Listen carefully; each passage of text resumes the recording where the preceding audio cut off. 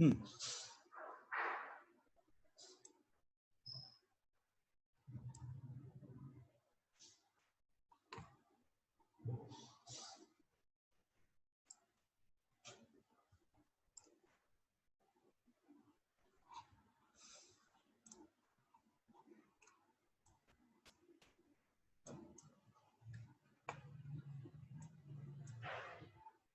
ठीक आहे.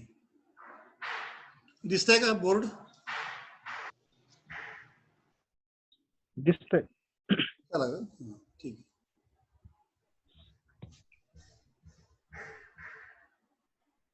तर SBOF जे रजिस्टर आहे,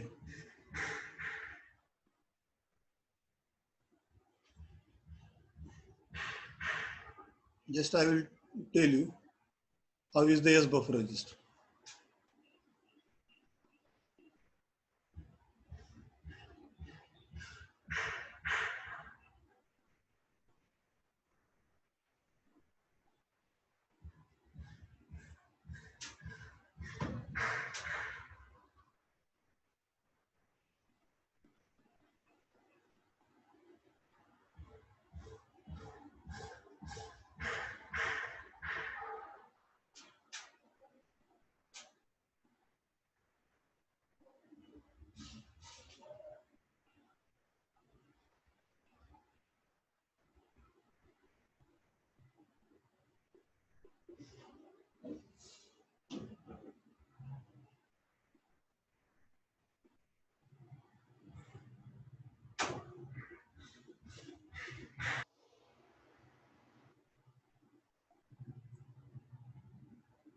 Okay, so this is your SBOF register.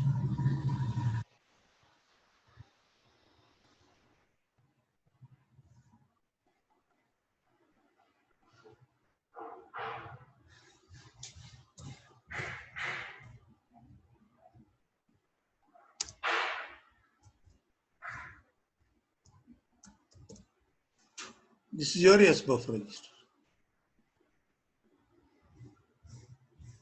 Okay, so it is a double decker register. What you can see, whatever data you want to transmit, whatever data you want to send, you can send it to the SBOF register, or whatever data is received in the SBOF register, you can receive that data.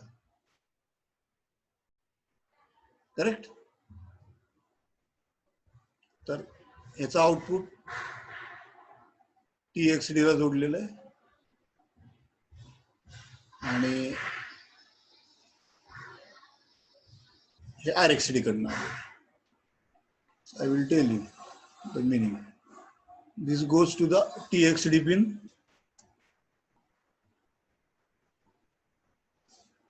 and this goes to the RxD pin.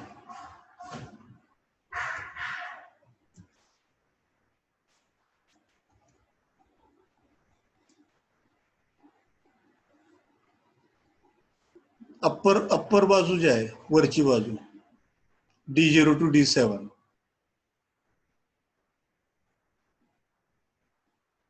this is your D0,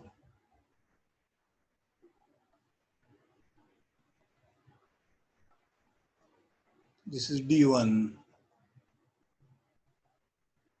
D2, D3, D4, D5, D6 and D7. ठीक आहे. तर हे जे आहे त्या वरच्या ज्या 8 bits आहेत त्या ट्रान्समिशनसाठी, ह्या ट्रान्समिशनसाठी वापरल्या, आणि खालच्या ज्या 8 बिट्स आहेत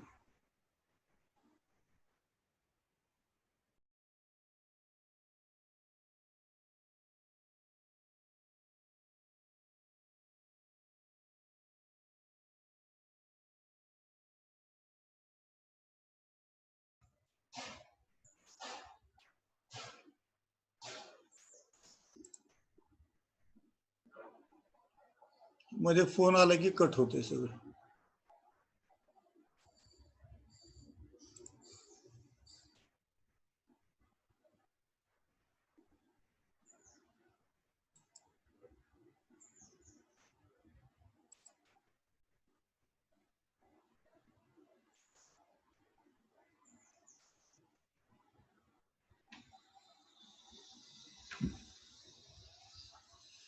परत काढावं लागेल.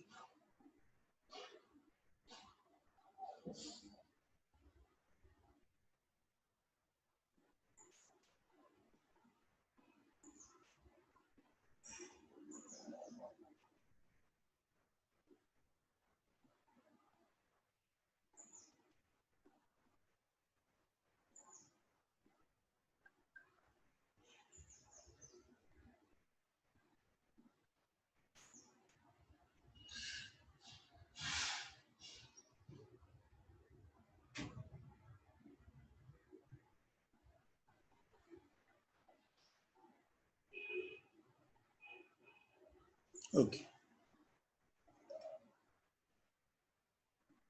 आत्ताच मी सांगितलं की हे वरच्या 8 बिट जे आहेत, दिस SBUF register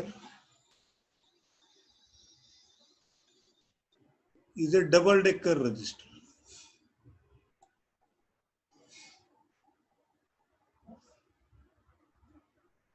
double decker register. Double decker म्हणजे 2 मजली बस असते ना, सिटी बस मुंबईला आहेत बघा, त्याला डबल डेकर म्हणतात. 2 मजली असतात सिटी बसच, 2 मजली. हा वरचा मजला असतो आणि हा खालचा मजला असतो सिटी बस.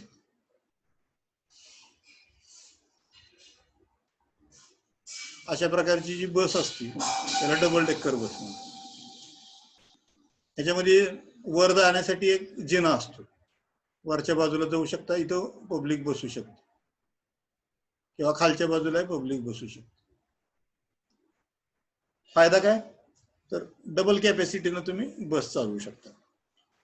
एका बसमध्ये तुम्ही समजा 25 लोक नेऊ शकत असला तर या बसमध्ये तुम्ही 50 लोक नेऊ शकता, कारण वर 25 आणि खाली 25 एकाच वेळी बसू शकता. त्याच्यामुळं फायदा होतो, जास्त लोक बसतात एका बसमध्ये. तर हे जे रजिस्टर आहे SBUF, हे त्या प्रकारचं रजिस्टर आहे. वर एक मजला आहे आणि खाली एक मजला आहे, खालचा ग्राउंड फ्लोर आहे. तर वरचा जो आहे, वरच्या ज्या बीट्स आहेत 8 बीट्स,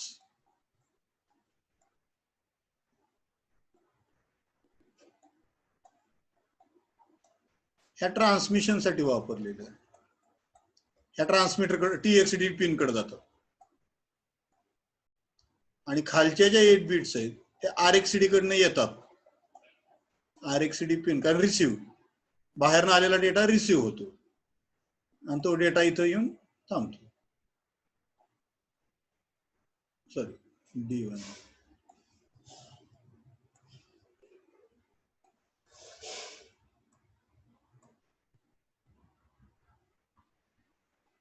हा डेटा वेगळा आहे आणि हा डेटा वेगळा आहे.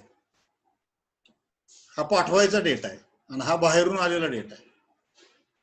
ठीक आहे, मग आता तुम्ही म्हणताल कन्फ्यूज व्हायचं, इथं कुठला पाठवायचा आणि कुठला बाहेरून आलेला आहे, हे कसं कळणार? तर तुम्ही कुठलं इन्स्ट्रक्शन वापरताय त्याच्यावर. जर मी समजा असं लिहिलं की A मधला डेटा, AR रजिस्टर मधला डेटा SBUF ला पाठव, तर याचा अर्थ असा घेतला जातो की तुम्हाला ट्रान्समिट करायचा आहे डेटा, बाहेर पाठवायचा. या उलट मी असं लिहिलं, SBUF मधला डेटा A मध्ये घे, याचा अर्थ SBUF मध्ये आलेला आहे डेटा, म्हणजे बाहेर ना आलेला डेटा आहे, तो A मध्ये घे, तर याचा अर्थ रिसिव्ह.